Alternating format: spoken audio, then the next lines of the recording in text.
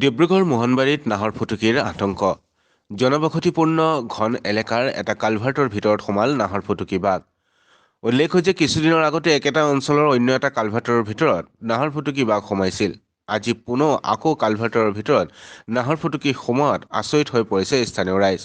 ঘটনাস্থলীত বৰ্তমানলৈকে বাতৰি যুগুত কৰাৰ পৰলৈকে কোনো বন বিভাগৰ লোক উপস্থিত হোৱা নাছিল। বাতৰি চাবলৈ স্থানীয় ৰাইজে হেতা ওপৰা কৰে উক্ত অঞ্চলটিত।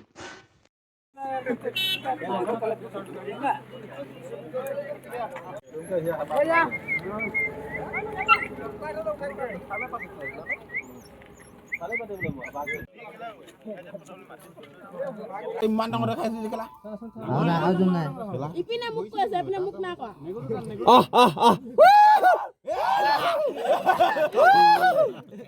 চাহ লাইন মাৰ